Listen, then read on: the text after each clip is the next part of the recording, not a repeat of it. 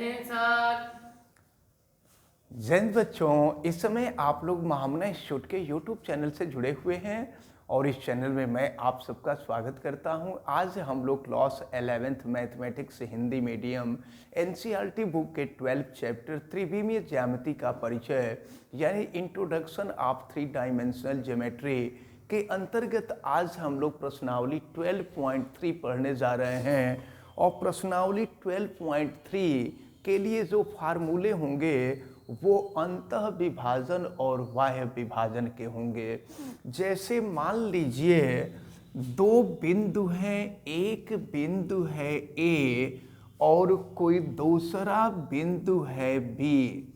इनके निर्देशांक समझ लीजिए, इनके निर्देशांक क्रमशः x1 y1 z1 और बिंदु B के निर्देशांक x2 y2 और z2 हों और फिर इन दोनों के बीच में कोई बिंदु C है जो A और B को अगर m1 और m2 के अनुपात में अंतः विभाजित करता है और अंतः विभाजन वाले बिंदु का निर्देशांक अगर x y z हो तो देखिए इसको हम लोग पढ़ चुके हैं निचली कक्षाओं में। x की वैल्यू निकालेंगे तो m1 x2 plus m2 x1 upon m1 plus m2 हो जाएगा।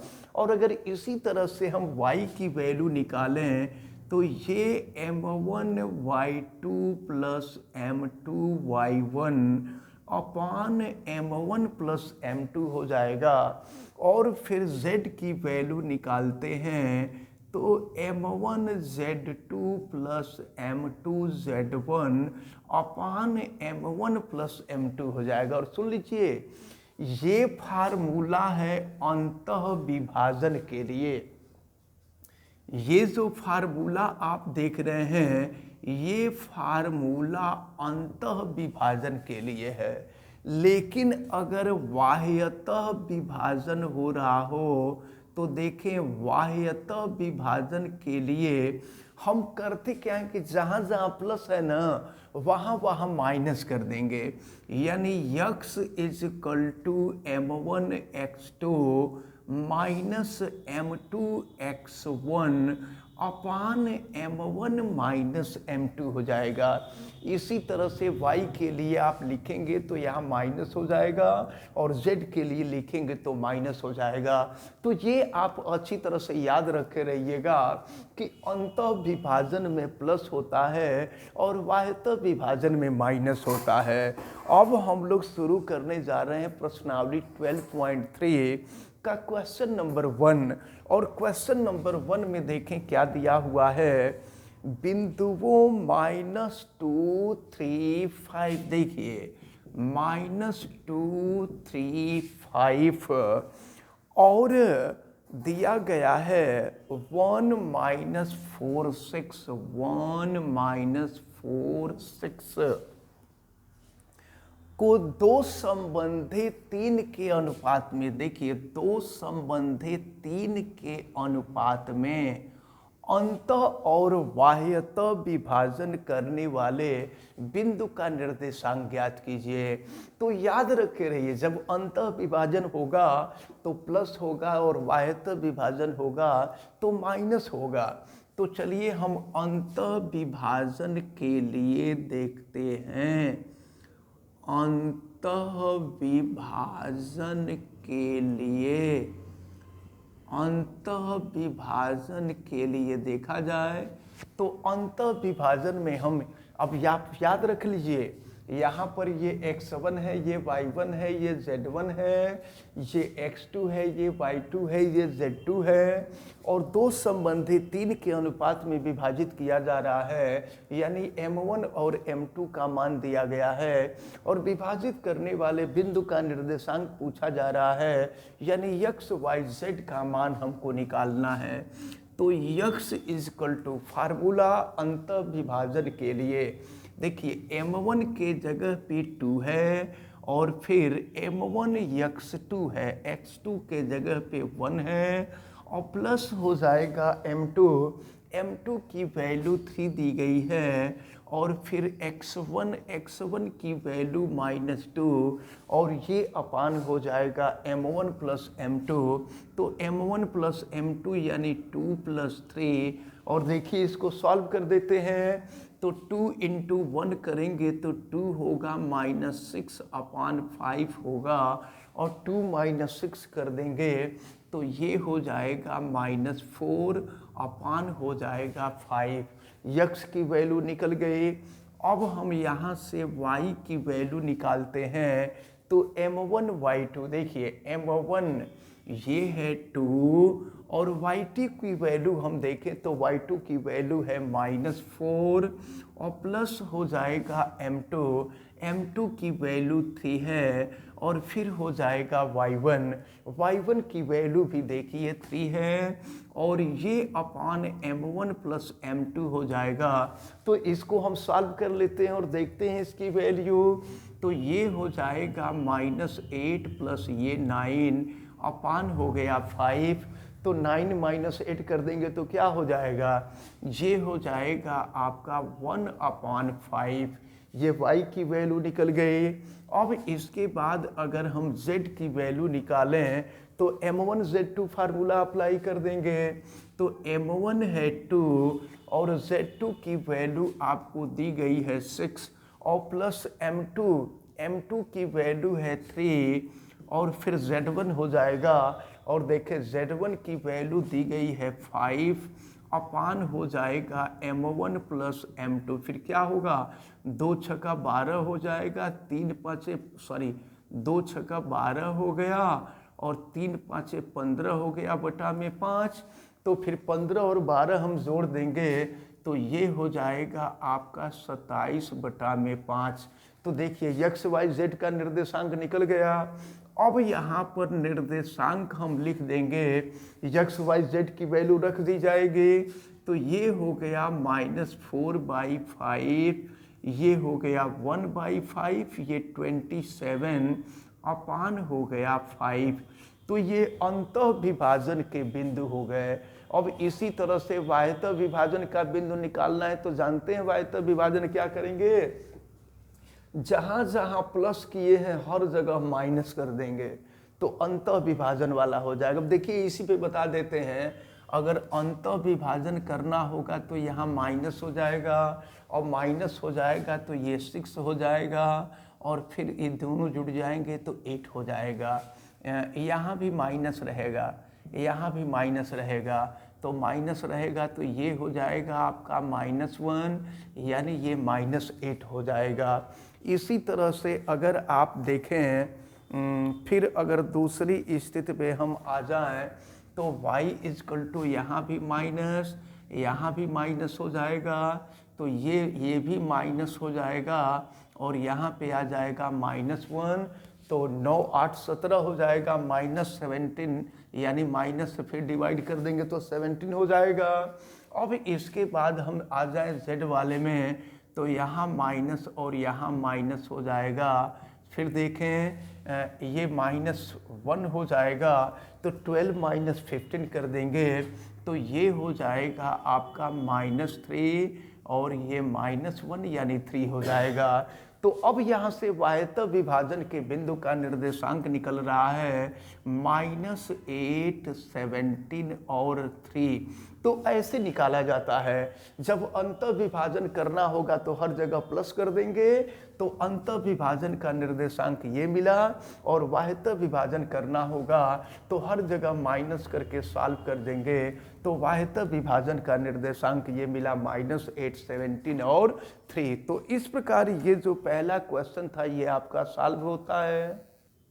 अब हम क्वेश्चन नंबर 2 को देखते हैं। क्वेश्चन नंबर 2 में दिया गया है बिंदु P का निर्देशांक A के जगह पे P हो जाएगा और बिंदु P का निर्देशांक आपको दिया गया है 3 2 -4। देखिए ये दिया है 3 2 -4 और Q देखिए Q का निर्देशांक ये बीच वाले पॉइंट को हम Q मान लेते हैं और Q का निर्देशांक, चलिए ये x y z था, Q का निर्देशांक आपको दिया है 5 4 -6।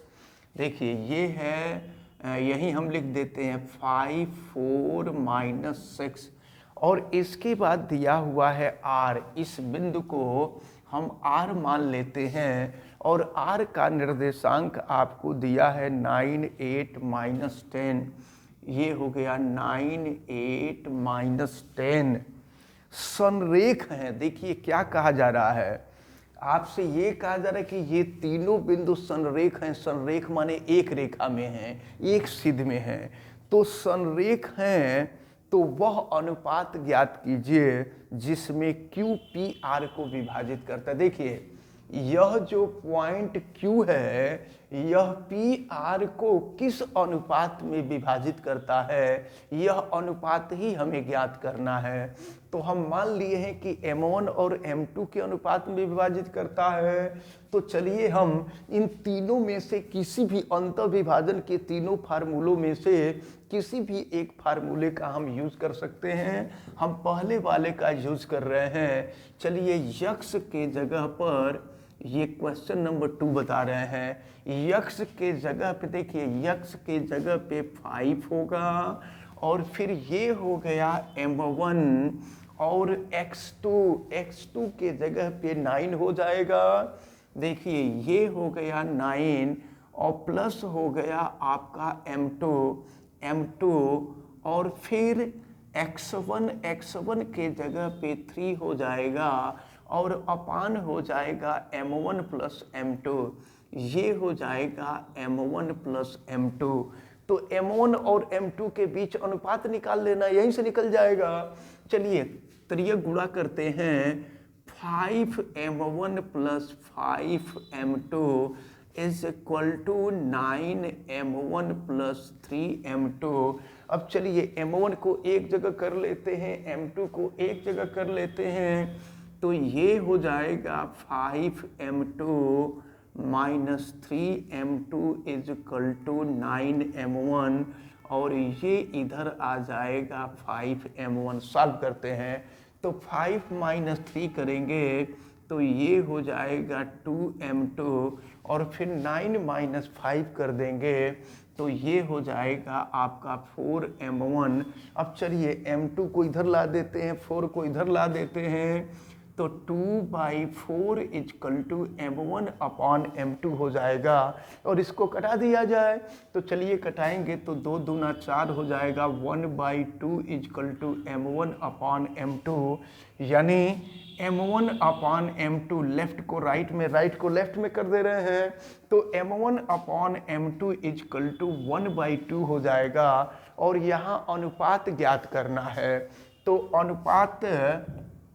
अनुपात यानी M1 संबंधी M2 का मान पूछा जा रहा है, तो ये हो जाएगा आपका M1 संबंधी M2 इजकल टू 1 संबंधी 2। तो प्रश्न में आपसे यही पूछा जा रहा था कि Q जो है PR को किस अनुपात में विभाजित कर रहा है, तो Q जो है PR को 1 संबंधी 2 के अनुपात में विभाजित कर रहा है। इस प्रकार ये जो क्वेश्चन नंबर 2 था, ये क्वेश्चन नंबर 2 आपका सॉल्व होता है। अब देखते हैं क्वेश्चन नंबर 3, बिंदुओं -2 4 7। देखिए दिया हुआ है -2 4 7 और 3 - 5 8। देखिए 3 - 5 8 को मिलाने वाली रेखाखंड YZ तल पर जिस अनुपात में विभक्त करती है ज्ञात कीजिए। तो जानते हैं क्या होता है, YZ तल पर हमने बताया था कि YZ तल पर x का मान 0 होता है। तो x का मान 0 होता है तो x की वैल्यू हम निकालें, और M1 M2 का अनुपात हमको ज्ञात करना है, तो इसी फार्मूले का हम यूज कर रहे हैं। तो चलिए x के जगह पे 0 है, याद रखे रहिएगा। YZ तल की बात हो रही है, तो YZ तल पर x का मान जो होता है वो 0 होता है। तो 0 इजकल टू M1, और x2 की वैल्यू है 3 और प्लस हो जाएगा m2 और फिर m2 और फिर x1 की वैल्यू है -2 अपान हो जाएगा m1 plus m1 plus m2 हो गया। अब त्रिय गुणा कर लीजिए, तो त्रिय गुणा करेंगे तो 0 हो जाएगा। 0 = 3m1 माइनस 2m2। अब इसकी तुलना कर दीजिए तो 3m1 = 2m2। m2 को इधर ला देते हैं तो ये हो जाएगा m1 अपान m2 = 2/3 हो जाएगा। तो m1 × m2 = 2/3 हो जाएगा। तो आपसे यही पूछा जा रहा था कि YZ तल इन दोनों निर्देशांकों को किस अनुपात में विभाजित कर रहा है, तो वह अनुपात आपने देखा है 2 संबंधे 3। तो इस प्रकार ये जो क्वेश्चन नंबर 3 था, ये क्वेश्चन नंबर 3 आपका सॉल्व होता है। अब हम लोग क्वेश्चन नंबर 4 पर आएंगे और देखते हैं क्वेश्चन नंबर 4 में क्या कहा जा रहा है। चलिए क्वेश्चन नंबर 4 को अब हम देखते हैं। क्वेश्चन नंबर 4 में दिया हुआ है विभाजन सूत्र का प्रयोग करके। तो विभाजन सूत्र यही हम लोग जो नोट किए हैं, यही विभाजन सूत्र है। तो विभाजन सूत्र का प्रयोग करके दिखाइए कि बिंदु 2 - 3 4, देखिए 2 - 3 4 और फिर दिया हुआ है -1 2 1 -1 2 1 और फिर दिया हुआ है तथा C के बारे में दिया हुआ है 0 1/2 1/2 नहीं 1/3 है 1/3 और 2 संरेख है। आपसे कहा जा रहा है कि सिद्ध कर दीजिए कि ये संरेख हैं। तो जानते हैं संरेख कब होंगे? ये संरेख तब होंगे जब देखिए पहले दूसरे का अनुपात, दूसरे तीसरे का अनुपात, दोनों का अनुपात बराबर हो जाए तो संरेख हो जाएंगे। तो चलिए हम एक काम करते हैं, ये आप देख रहे हैं, ये है आपका x1 y1 z1 और ये है x2 y2 z2। तो पहले जो है और फिर ये है -1 2 और 1। तो देखिए अगर ये जो है एक निश्चित अनुपात में विभाजित करेंगे, अगर निश्चित अनुपात में विभाजित करेंगे तो उस स्थिति में ये तीनों बिंदु संरेख हो जाएंगे। हम मान लेते हैं कि यहाँ पर कोई पॉइंट है जो इन दोनों पॉइंट को के संबंधे 1 के अनुपात में विभाजित करता है। हम के संबंधे 1 मान लिए हैं, आप कुछ भी मान सकते हैं। के संबंधे 1 के अनुपात में विभाजित करते हैं। तो अगर के संबंधे 1 के अनुपात में विभाजित करते हैं तो ये x1 y1 z1 और ये हो जाएगा आपका x2 y2 x2, ये x2 हो जाएगा x2 और ये y2 और ये हो जाएगा z2। हम केवल अभी इसके लिए देख रहे हैं। तो यहाँ से अगर हम x का मान निकालते हैं तो अच्छा एक काम और किया जा सकता है। देखिए संरेख है ना, तो हम एक काम और कर सकते हैं। हम यहीं पर मान लेते हैं, देखिए हम यहीं पर मान लेते हैं कि ये जो पॉइंट है इन दोनों बिंदुओं को के संबंधी 1 के अनुपात में, हम सबके लिए अप्लाई कर देते हैं, के संबंधी 1 के अनुपात में विभाजित कर रहा है और Q का निर्देशांक जो है x y z है। तो अब हम यहाँ पर देखिए x के लिए, तो x फार्मूला, ये फार्मूला अपना रहे हैं।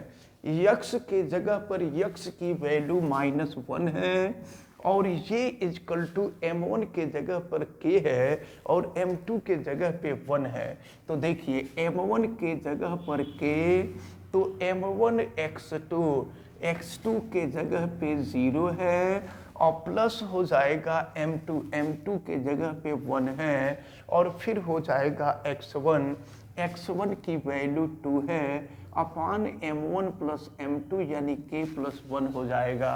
अब हम यहाँ से क्रॉस मल्टीप्लिकेशन कर दें तो माइनस के माइनस 1 इज इक्वल टू हो जाएगा 2k, और फिर माइनस के को हम दूसरे तरफ ले जाएं तो minus 1 is equal to 2k plus k, यानी ये हो जाएगा minus 1 is equal to 3k।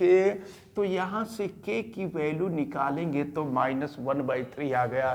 तो सुनिए, जब x को लेकर के हम सॉल्व किए हैं तो k की वैल्यू माइनस 1/3 आ गया है। अगर हम y को लेकर के सॉल्व करें और यहाँ पर भी k की वैल्यू 1/3 आ जाए तो सिद्ध हो जाएगा। चलिए y के जगह पे यहाँ हम 2 रखेंगे, तो y के जगह पे 2 रखते हैं और ये हो जाएगा m1 y2 की जो वैल्यू है ये 1/3 है, और प्लस m2 के जगह पे 1 होगा, m2 y1 के जगह पे -3 है, अपान m1 plus m2 k plus 1 हो गया। चलिए सॉल्व करते हैं, क्रॉस मल्टीप्लिकेशन कर देते हैं तो ये हो जाएगा 2k plus 2 is equal to, ये हो गया आपका k/3 और माइनस हो जाएगा 3। चलिए इसको सॉल्व करते हैं, तो अब हम k को एक जगह कर दें तो ये हो गया 2k और माइनस हो जाएगा आपका k/3, और फिर देखिए बराबर के दूसरे तरफ है -3 और 2 दूसरे तरफ चला जाएगा, ये -2 हो जाएगा। तो इसको सॉल्व करिए, देखिए तो ये 6 और 6 माइनस 1 5 हो जाएगा, ये हो जाएगा 5k/3, और यहाँ इसको देखें तो ये हो जाएगा आपका, देखिए ये हो जाएगा आपका -5, तो 5 से 5 को अगर हम कैंसिल कर दें यहाँ पे तो 5 को 5 से अगर कैंसिल कर दिया जाता है, देखिए थोड़ी सी फॉल्ट हो गया था यहाँ मल्टीप्लिकेशन में। तो अब यहाँ से अगर इसको हम सॉल्व किए हैं तो -k-1 इजकल टू, ये 2 है, हम 2k कर दिए थे, गलती कर दिए थे, तो -k इजकल टू -1 इधर जाएगा तो 2 + 1 3 हो जाएगा, तो k की वैल्यू -3 हो जाएगी। तो यहाँ पर k की वैल्यू -3 रही, और जब y वाले को लेकर के सॉल्व किए तो यहाँ पर देखिए ये है आपका k/3 इजकल टू -1, तो k की वैल्यू निकाल लेंगे, -3 आ जाएगा। और इसी तरह से z वाले को लेकर के हम सॉल्व किए हैं तो ये भी -3 आया है। तो k का मान यानी अनुपात सबके लिए एक समान आ रहा है, और जब अनुपात सबके लिए एक समान आता है ना तो हम कह देते हैं कि ये तीनों बिंदु संरेख हैं। तो अब जो है ये क्वेश्चन नंबर जो 4 है, ये क्वेश्चन नंबर 4 आपका सॉल्व होता है। अब हम लोग क्वेश्चन नंबर 5 को देखेंगे। चलिए क्वेश्चन नंबर 5 को हम देख लेते हैं। हालांकि क्वेश्चन नंबर 5 भी बहुत इजी क्वेश्चन है। देखते हैं क्वेश्चन नंबर 5 क्या कहा जा रहा है। क्वेश्चन नंबर 5 में आपसे कहा जा रहा है, देखिए कि पी क्यू दिया है। देखिए P का निर्देशांक हम यहाँ P लिखते हैं, और P का निर्देशांक 4 2 -6 दिया हुआ है, 4 2 -6 दिया हुआ है। और फिर Q है, Q का निर्देशांक आपको दिया हुआ है, और ये निर्देशांक आपको 10, ये दिया हुआ है 10 -16, और फिर दिया हुआ है 6, ध्यान दीजिए 6 दिया हुआ है। तो फिर आपसे ये कहा जा रहा है कि मिलाने वाली रेखाखंड PQ, आप ध्यान दीजिए, इनको अगर हम मिला देंगे तो PQ हो जाएगा। तो अब जो है देखें, ये P है, ये Q का निर्देशांक आपने देखा, और फिर आपसे कहा जा रहा है कि P और Q को, अगर P और Q को मिलाया जाए तो P और Q को मिलाने वाली रेखाखंड को समत्रिविभाजित यानी 3 बराबर भागों में विभाजित करने वाले बिंदुओं का निर्देशांक ज्ञात कीजिए। हम मान लेते हैं कि एक बिंदु R है, दूसरा बिंदु S है और यह समत्रिविभाजित करता है यानी 3 बराबर भागों में विभाजित करता है। यह भाग, यह भाग, यह भाग, ये तीनों भाग जो हैं आपस में बराबर हैं। अब देखिए, तो आपको मालूम है ये x1 हो जाएगा, ये y1 हो जाएगा, ये z1 हो जाएगा, ये x2 हो जाएगा, ये y2 हो जाएगा और ये z2 हो जाएगा। और एक काम करते हैं, हम मान लेते हैं कि ये जो बिंदु R है, बिंदु R का जो निर्देशांक है वो x y z है। अब जरा ध्यान पूर्वक देखें, जब बिंदु R का निर्देशांक x y z है तो फिर हम ऐसा करते हैं कि 3 बराबर भागों में विभाजित करने वाले बिंदुओं का निर्देशांक पूछ रहा है। तो अगर ये 3 बराबर भाग, जितना ये है उतना ये है उतना ये है, तो अगर यहाँ से इस भाग को हम 1 मान लेंगे तो यहाँ से ये भाग जो बचेगा वो 2 हो जाएगा। तो इस प्रकार ये m1 की वैल्यू हो जाएगी 1 और m2 की वैल्यू हो जाएगी 3। हम जो है अब R का निर्देशांक ज्ञात करने जा रहे हैं। तो चलिए R का निर्देशांक हम ज्ञात करने जा रहे हैं। तो अब यहाँ से भाई देखिए, ये दिमाग में रखे रहिए, ये R जो है, R इस PQ को 1 संबंधित 2 के अनुपात में विभाजित करेगा। तो चलिए अब R का निर्देशांक ज्ञात करने के लिए हमको x की वैल्यू चाहिए और x इक्वल टू हो जाएगा m1 x2। m1 का मान है 1 और x2 की वैल्यू है 10 और प्लस हो जाएगा m2 की वैल्यू है 2 और x1 की वैल्यू है 4 अपान हो जाएगा m1 प्लस m2। तो m1 प्लस m2 ये 1 प्लस 2 हो जाएगा। ज़रा देखिए, ये 10 हो गया और ये हो गया आपका 8 और ये हो गया 3, यानी ये मिला 18 अपान 3। x की वैल्यू निकल गई। अब इसके बाद अगर हम y की वैल्यू निकालें तो m1/2 फार्मूले का यूज़ कर रहे हैं। तो ये है m1 और y2, देखिए y2 की वैल्यू आपको दी गई है -16 प्लस m2। y1 देखिए, y1 की वैल्यू आपको दी गई है 2 अपान m1 प्लस m2। फिर क्या मिलेगा यहाँ देखिए, ये हो जाएगा, अच्छा m1 की जो वैल्यू है वो 1 है, तो ये हो जाएगा, आप देखिए -16 प्लस 4 और ये हो जाएगा 3। तो -16 प्लस 4 करेंगे तो ये हो जाएगा आपका -12/3 और ये कटा देंगे तो हो जाएगा -4 निकल गया, y का निर्देशांक निकल गया। अब इसके बाद अगर z का हम निर्देशांक निकालें तो फिर m1 z2, तो m1 की वैल्यू है 1 और z2 देखिए, z2 की वैल्यू है 6 और प्लस m2 की वैल्यू है 2 और फिर z1 की वैल्यू है -6 अपॉन m1 प्लस m2। फिर क्या हो जाएगा, ये आपका ये हो जाएगा 6 और ये हो जाएगा 6 2 12 -12 अपान 3 हो जाएगा। तो 12 में से अगर आप 6 माइनस करें, 6 में से 12 माइनस करेंगे तो -6 अपान 3 हो जाएगा और फिर 3 से इसको कट कर देंगे तो ये हो जाएगा -2। तो इस प्रकार आप ज़रा ध्यान पूर्वक देखें, तो इस प्रकार आप देख रहे हैं ये बिंदु जो R है, बिंदु R का निर्देशांक हम निकाल लिए। बिंदु R का निर्देशांक हो जाएगा 18 अपॉन 3 और फिर ये हो जाएगा आपका -4 और ये हो गया -2। यहाँ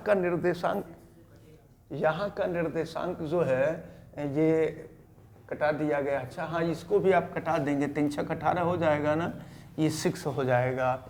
तो फिर यहाँ का जो निर्देशांक मिला ये 6 -4 -2 मिला। देखिए यहाँ का निर्देशांक हमने ज्ञात कर लिया, ये हो गया 6 -4 -2 हो गया। अब ज़रा ध्यान पूर्वक देखें अब हमको यश का निर्देशांक निकालना है। तो यश का निर्देशांक निकालने के लिए जानते हैं यश क्या होगा, इन दोनों के बीच का बिंदु होगा।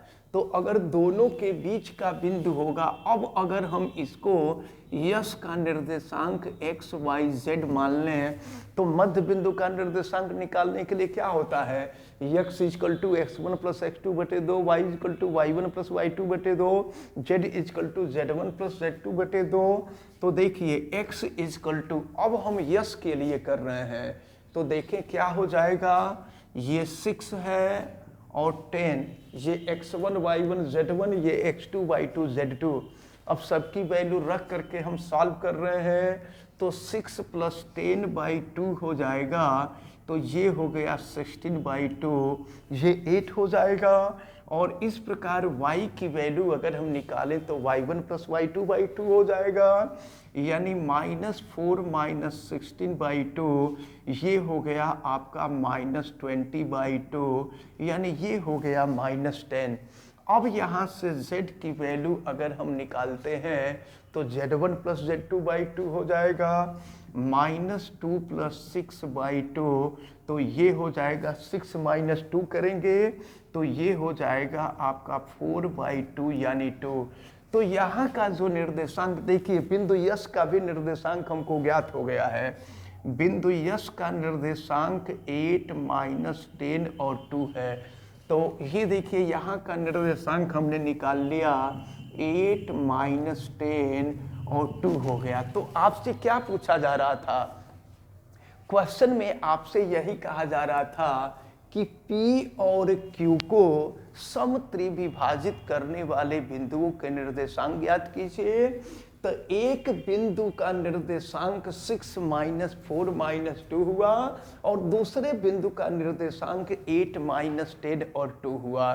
तो इस प्रकार जो है ये प्रश्नावली 12.3 में 5 क्वेश्चन थे, पांचों क्वेश्चन आपके सॉल्व होते हैं। अब इसके बाद हम लोगों को विविध प्रश्नावली पढ़नी है। जब विविध प्रश्नावली हम लोग पढ़ लेंगे तो ये जो त्रिविमीय ज्यामिति का जो परिचय है ये कंप्लीट हो जाएगा। और ये जो विविध प्रश्नावली है, हमें उम्मीद है कि इसको कल हम लोग ख़त्म कर देंगे। कल यानी नेक्स्ट वीडियो में ये समाप्त हो जाएगा। इसके बाद सीमा और अवकलज हम लोग पढ़ेंगे और फिर आगे और जो भी चीज़ें हम लोग को देखनी है पढ़ा जाएगा। इसके बाद समय मिलेगा तो हम लोग अपने कोर्स का रिवीजन करेंगे। तो इस प्रकार हमें उम्मीद है कि मैथ में आज जितनी भी बातें बताई गई हैं ये सारी बातें आपको अच्छी तरह से समझ में आई होंगी। आप वीडियो को लाइक ज़रूर कीजिएगा और अगर आप चैनल पे नए हैं तो चैनल को सब्सक्राइब भी कर लीजिए, बेल आइकन को भी प्रेस करें। और अगर किसी प्रकार की कोई दिक्कत समझ में आती है तो आप हमें कमेंट करके ज़रूर बतावें। और हाँ, वीडियो को मैक्सिमम स्टूडेंट तक शेयर ज़रूर कीजिए। आप सभी लोगों का बहुत बहुत धन्यवाद। जय हिंद।